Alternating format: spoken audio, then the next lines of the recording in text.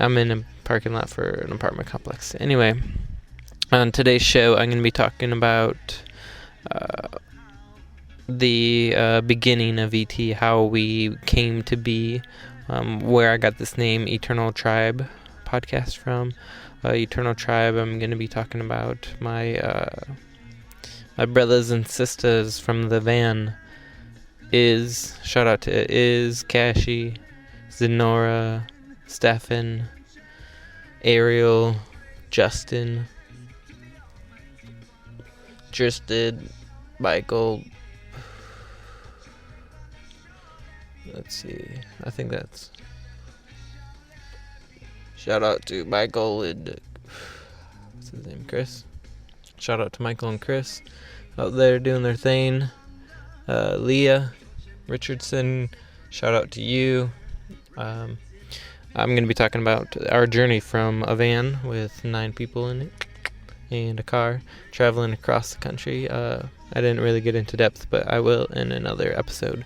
That'll be later. And also I have an interview with Nick and a few special guests from Detroit. They're going to be talking about the Detroit's art movement, Universe City. That's Universe and then city.com, I believe. She'll give out the website later in the interview. I'm going to be talking about a meditation that I had in Hawaii, which is one of the most powerful meditations I've had. I'd say second to the one I just had about half an hour ago. Also, we're going to be talking about the solar eclipse at the very end. And I will also be talking about the importance of a tribal community. And so we will have that up later on the show. Stay tuned, and thanks for listening. Here's some music.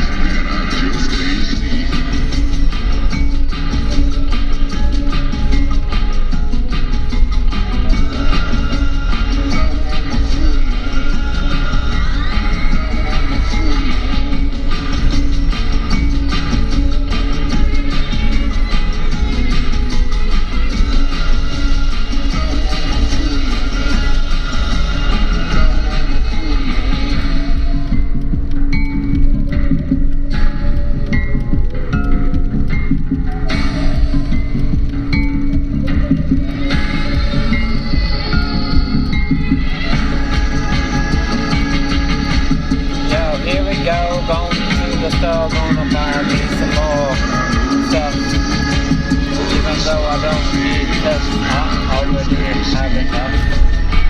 That's no bluff, that's a rough estimate of my limitlessness, cause I'm endless for eternity. You know me, I'm Seldom, that's for sure. You know who I am, I'm the man. Man who runs and fawns, those women in the movies. That's how movies. That's how I go, cause you know I just love so show. That's how I roll.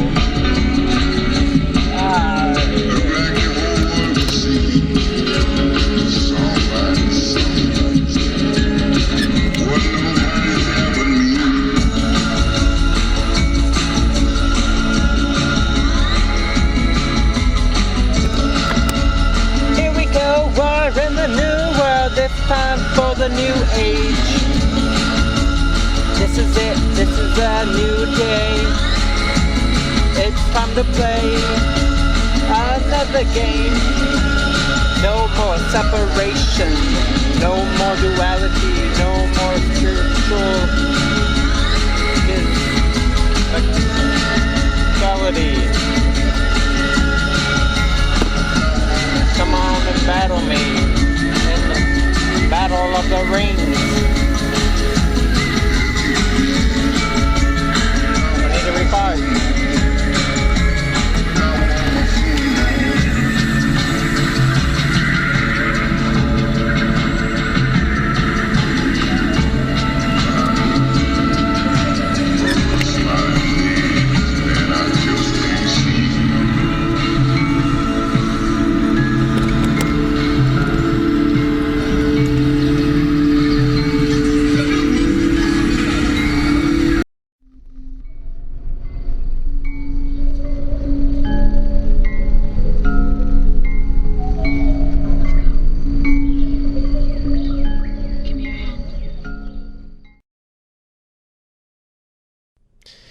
Before I begin with the rest of the show, I want to say shout out to my boy A2Con. Hope you're eating lots of croutons out there in Florida, and I can't wait to see you really soon. And I'm gonna have you on the show hopefully really soon, because I know that man has some really powerful words for people to listen to. And he's a good speaker, and I know he would be an awesome person to have here on the show, and also in person. Miss you, buddy. Hope you're getting some really good information out there. And also, when I said Legend of the Seeker, actually meant Avatar: The Last Airbender. Sorry for breathing into the mic. Enjoy the rest of the show. We'll be with you for a little while. Okay, here we go. We're going to call Nick Bryce, see if he'll answer, and then we'll get a good conversation with him, hopefully.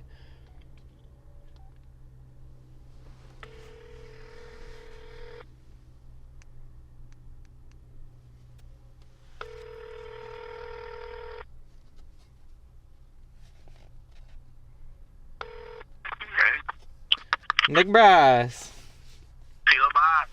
Hey, what's up, man? Hey, who is that? Who is that there? Sara. Oh, Sarah O'Conner. Yep. Oh, awesome. This is so cool. It's good to have both of you on the phone. You called me Sarah Bohan's birthday today. It's Sarah Bohan's birthday today? What? This is crazy. It's funny, and I haven't hung out with him in a while. And then you call me, so it's perfect. That's awesome, dude. But, it's the first time I've seen Nick since you guys left, and it's the first time I've heard from you. Really? Oh, it's I don't know, all coming Merry together. Christmas. This is cool. I'm doing podcasting. What? yeah. Podcasting. Podcasting. Oh. Well, it's great to hear. I saw that you posted that piece you did. I didn't have a chance to listen to it, but that's awesome, man. Yeah, it was pretty fun to do. It was only 15 minutes, and most of it was music, but it was still really, really fun.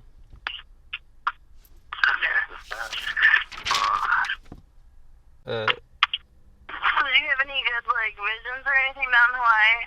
Any what? Good visions? Good visions? Yep. Any good visions, like, recently? Yeah. Any good knowledge you tap into? Say that again? Any good knowledge you tap into? Oh, excuse me, I burped. You're okay, man. You're good. Yeah, I mean, I have, especially in Hawaii, those were crazy times. Oh, I can talk about this meditation I did. I was in Hawaii, and I found this spot called Waimea Valley, and it's one of the last land divisions in Hawaii, and that's where the really ancient societies would live, and they would use the river to collect fish and all that jazz. Anyway, I was hanging out there because I charged my phone up to call my mom, and I got a drink of water, and they have a really nice bathroom. And so I was there, and I found this really awesome spot to sleep in. I had to cross the river and not get caught because they would make me leave, but I stayed there, and then it was starting to get dark, and then all of a sudden I just got up and started walking, and I followed this road up to this rock staircase, and at the top of this rock staircase was this hut, like this really old hut made out of hay or straw or something. And I went inside of it, and something told me to go inside and sit down and meditate. So I went in, and I crossed my legs, and I looked to my right, and there's this tiny spider, like, sitting on a rock, staring at me, like, not even moving at all. And so I was staring at this rock, and it told me to pick up the rock and put it in my hands and, like, use that, like a crystal. And it's really old, like, dusty rock. And I picked it up, and I put it in my hand, and I saw this chief-looking character, like a Hawaiian chief with, like, a feathered headdress and a stick in his hand. You saw grandfather. And so, what happened was I saw him, and then I got even deeper into the meditation, and I really focused on it. And then I was sitting on a log by a fire with people surrounding the fire, like the whole village, and they passed me this bowl of, like, stuff to drink, and I was drinking it, and, like, I threw up, but I, like, finished the rest of it, and they all were, like, standing up cheering, and then after that we were all dancing around the fire and stuff. And there was this angel with me, like, the whole time I was in Hawaii, and the angel said that basically what that was an initiation into their tribe. And beautiful. Yeah, it was really awesome. And so I set this rock down, or, like, it was still in my hand, and I got the communication of keep the rock, and I said I don't believe it. So what I had were two tests. One, I had to set the rock down standing up on, like, the end of, I don't know, one of the ends of it, and if it fell off, then that was a good thing. I was supposed to keep it, and I set it down, and it fell, like, completely off the other rock. And then the next test, I had to, like, stay on the rock, and I sat down on there, and it stayed on the rock. So I still have this rock with me. Yeah. So was it a meditation or?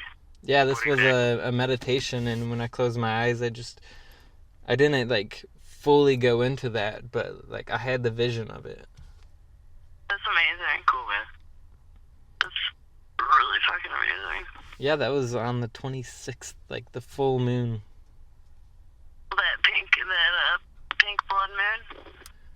Or was it a solar eclipse? Yeah, that was a few days ago, but this was when I was in Hawaii, like, a few weeks ago. Oh, yeah, that's right.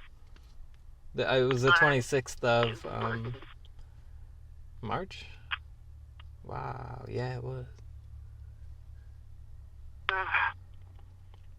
So how about you guys? What have you been doing? Have you been getting some awesome things? Don't all speak at once. Not anything like that. Not anything like that. That's okay. I think for the podcast, I have some really inspirational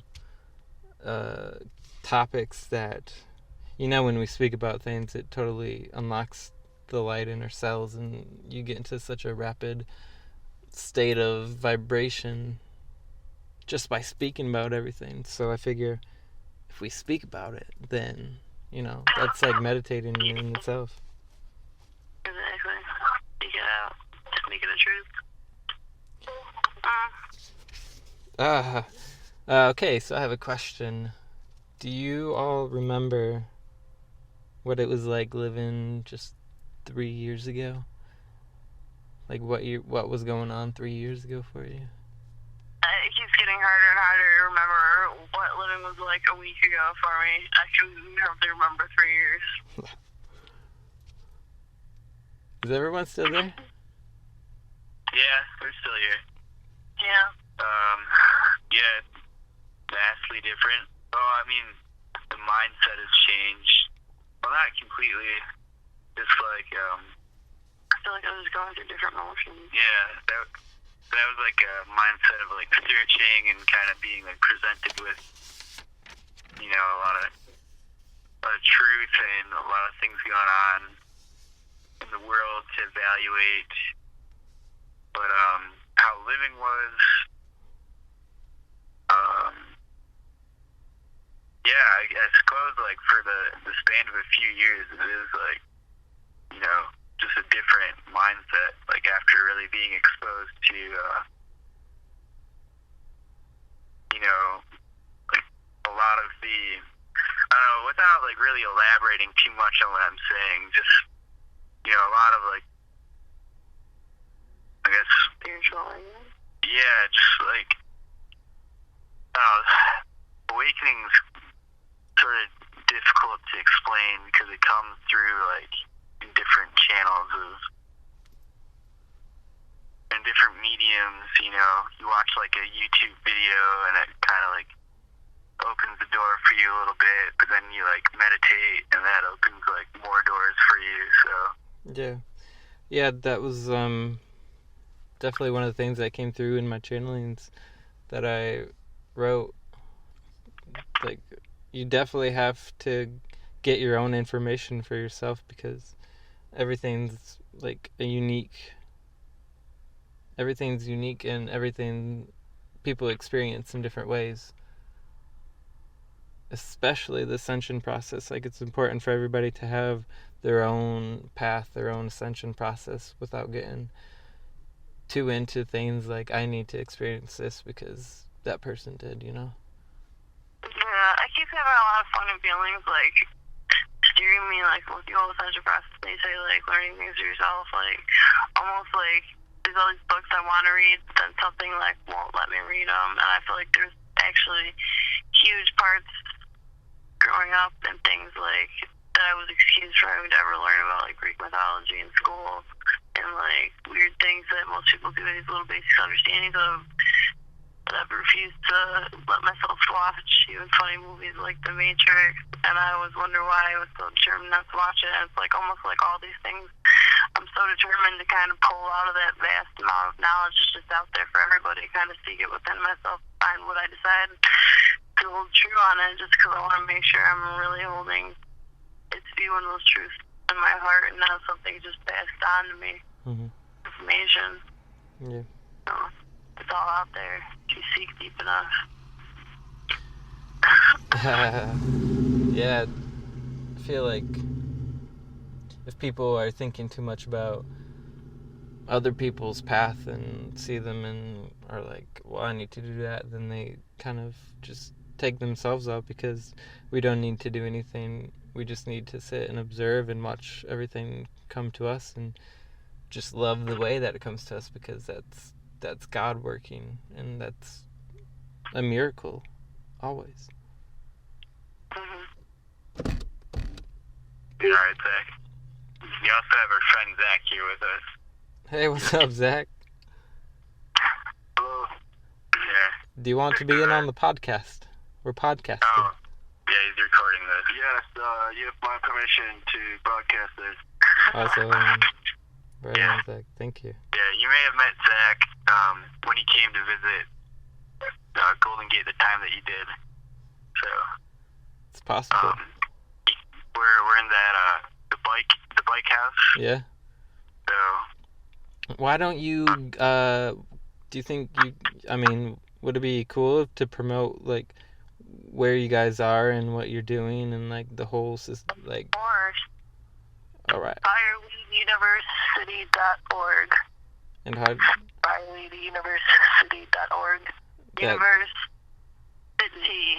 Universe with a Universe. C-I-T-Y. City. I'm Golden Gate. yeah.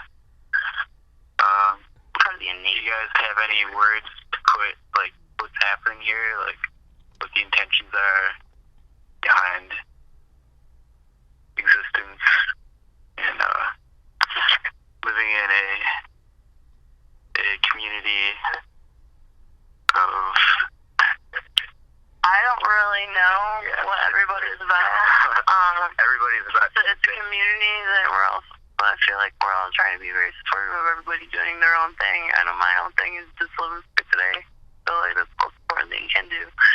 But I mean, we're all kind of free to do what we want, explore ourselves here. It's one of the things we encourage, big into the sustainability movement, trying to grow a lot of gardens and become a very self-maintaining function where we all play our part to help out and contribute to community.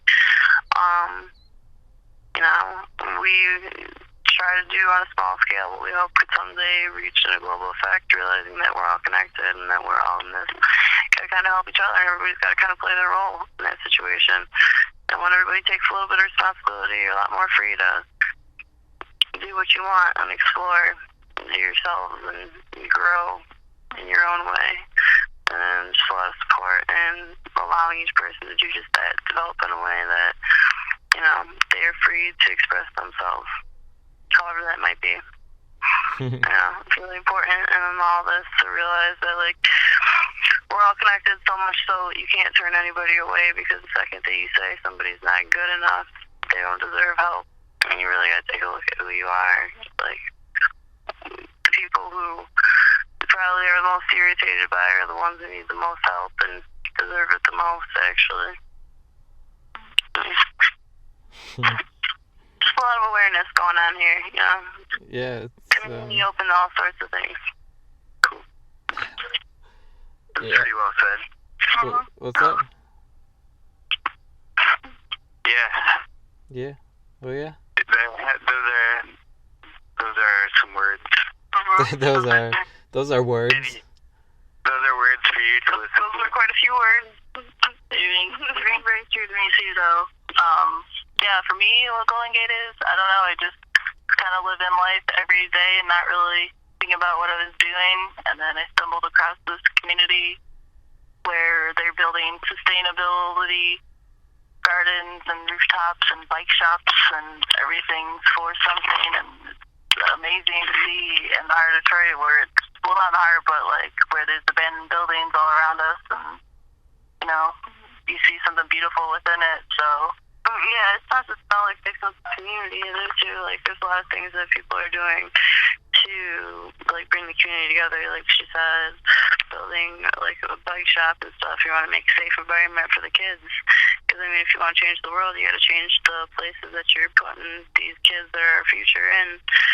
Trying to make a safe place where kids can get together and have positive enforcements in their life and try to set a good example for people.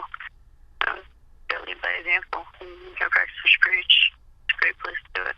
Definitely the best way to learn about Golden Gate is to come and check it out. If you're within traveling distance, come down here. You're welcome with open arms and love and accepted. So if you're not in traveling distance, we had 2 girls from like Minnesota come do a something about us for a university newspaper. They had sustainability living, and they did a feature on our Golden Gate community. And they drove all the way down from Minnesota to stay here for 2 hours. I mean, people are coming from all over. It's worth checking out just if you can. Even if you can't stay here, take some of the ideals and spread them out. We've got a bunch of seeds. We'd love to be playing it all over. Couch surfers, woofers, warm showers, any and all. Sarah Bohan, it's so good to hear your voice. Philemon. Likewise, back at you, kid. that last part was directed at you know. What? Kalamazoo, I believe, ain't that far from Detroit, Michigan. No, you guys should come on down sometime.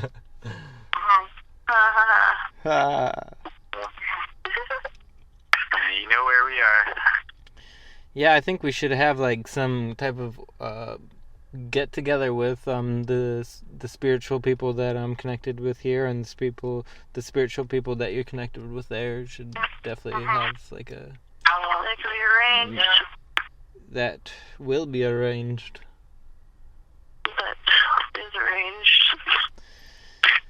Do you have here with Zach, and Zach has lived here. How long have you lived here? About a year. So he has firsthand, like, really experienced all different, like, forms of this community experiment. And he's been living there for how many years? One? Okay. Yeah. And he said 2, is it 1? I thought it was okay. I don't know. But 1 year now, or 1 year in like this, the way that time is now is like completely different than how it would be even just 5 years ago. I know it's perception, but like the way it is in this matrix is totally lengthened. Do you have any words that you'd want to share on anything about this place? Zachary. Well, it's pretty cool. I think it's definitely saved this neighborhood and what we've done. Like our little patch of our street is a lot nicer than it could have been if we weren't here. And we're spreading out, and it's like part of a movement, a Detroit-wide movement. We're just a small piece of the puzzle, and it's kind of like a virus, and we're just one little bacteria that's spread out to something more. Very well put.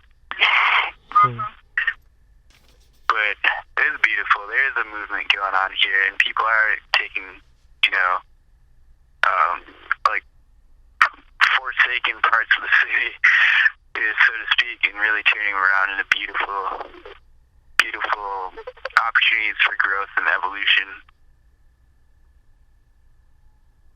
Yep. Yeah. And we're welcome to more of them. There's room for more. Like, anyone that wants to help, come to Detroit. There's, like, amazing things happening, and you can be a part of it, and it's beautiful, and I'm very excited for what's to come. Yeah, I think Detroit being the way it is out in the news for countries, like every country basically knows where Detroit is and knows like the state that it was in or the state that the media has them perceive it to be.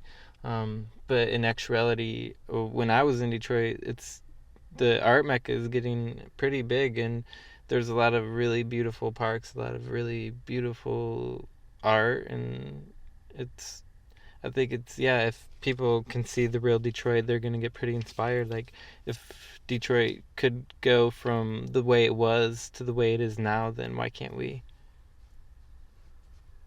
Yeah, I think there needs to be more done about that, too, because, like, a lot of these great things that Detroit has going for it that people should really get out here and take advantage of, like the Masonic Temple.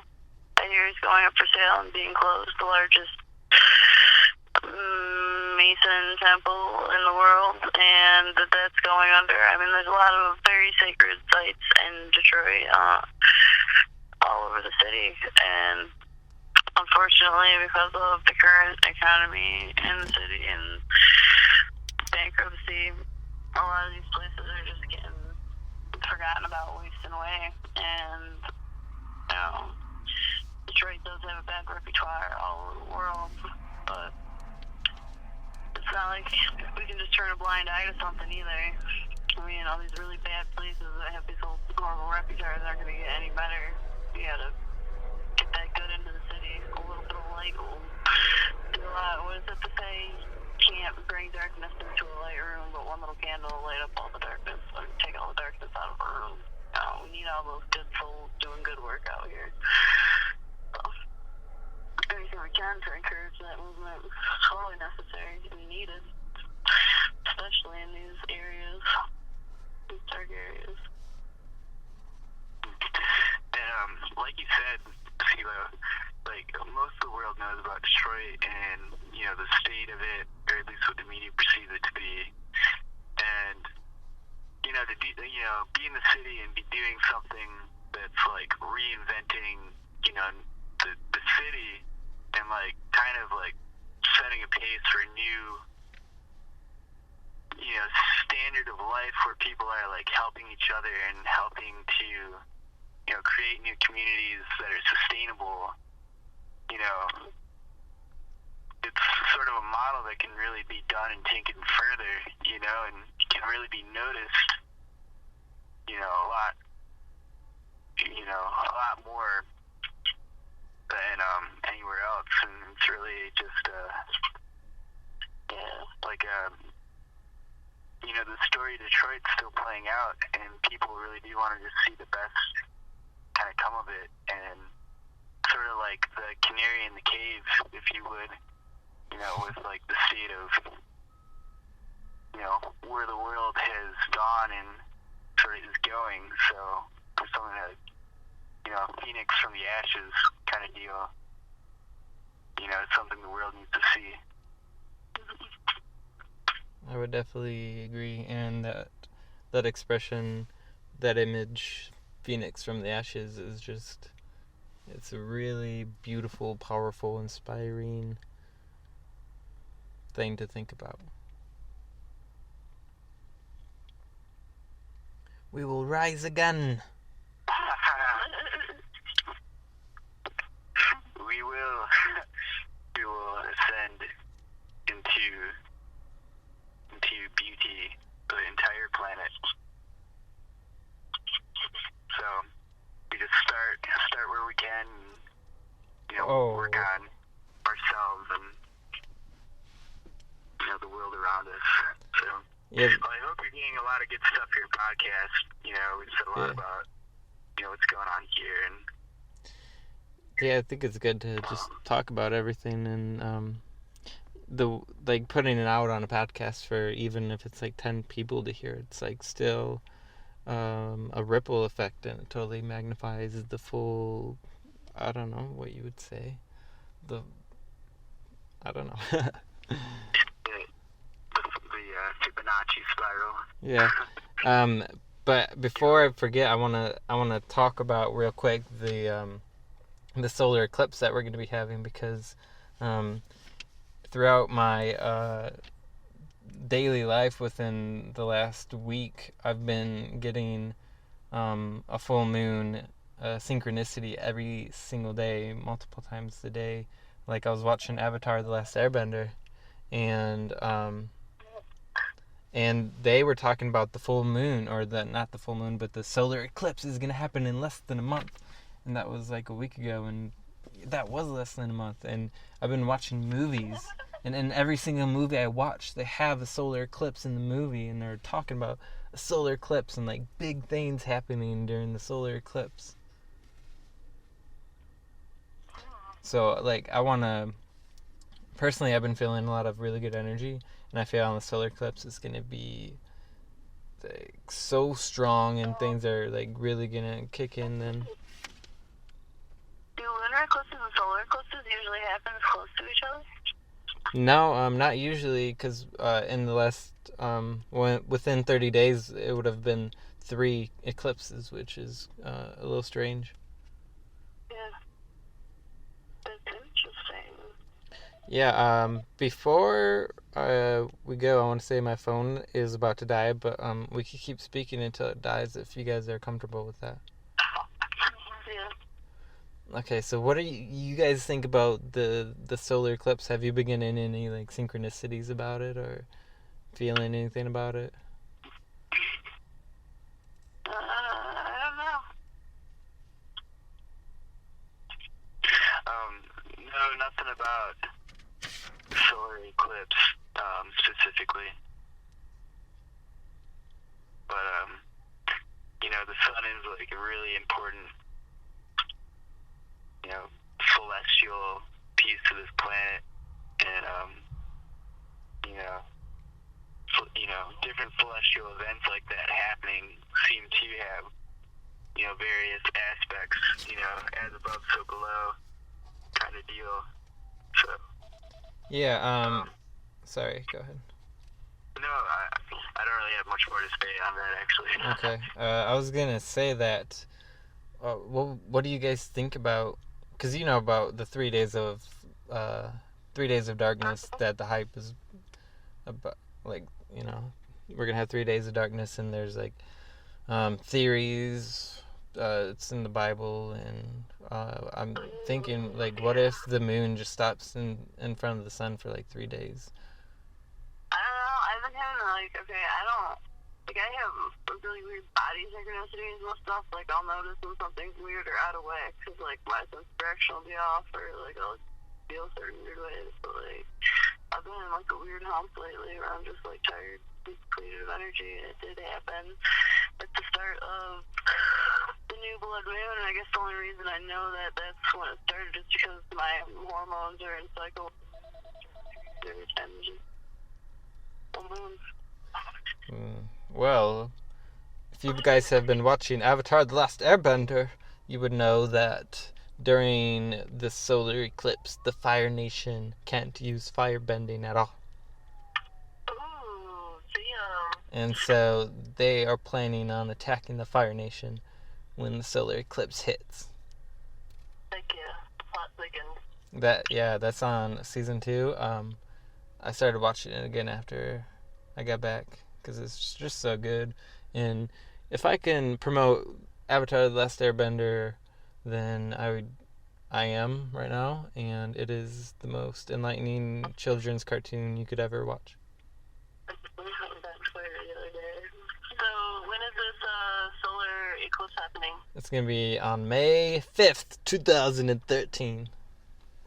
Right, and when would be like a good time to be here for it to watch that sunset, or what's going on You're going to have to look online. for Detroit?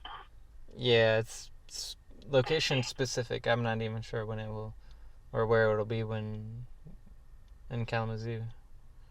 Well, CeeLo, in case your phone dies, it was lovely talking to you and lovely hearing your voice. Yeah, you guys too. It's so awesome that we finally grouped up together, even though we're in different locations. Yeah, that's right here. What a wonderful synchronicity.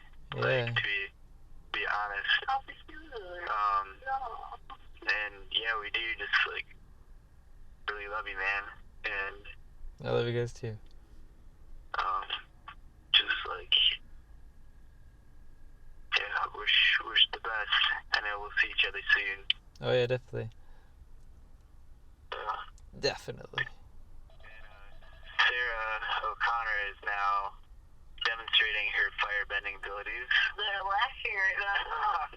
With a giant flame coming from a candle. And maybe okay, the other day I definitely tapped into learning how to manipulate fire. It's it sounds really funny, but it's almost like just doing a sort of spray here on the open flame and learning that Oh no. That's a perfect time for the phone to die, I suppose. Nothing else. So that was my friend Nick Bryce, who was the original part of Eternal Tribe, one of the founding grandfathers, I guess you can call him, Nico. Sarah O'Conner and Sarah No Age Bohan, who reside, and I met them also in Detroit, Michigan, or the surrounding area. Yeah, so thanks for listening to this podcast. I suppose it's late enough. I'm going to go home and watch some Avatar The Last Airbender because it's an amazing show and you should watch it too. Yeah, so everybody have a good night, and I will leave you with a beautiful song.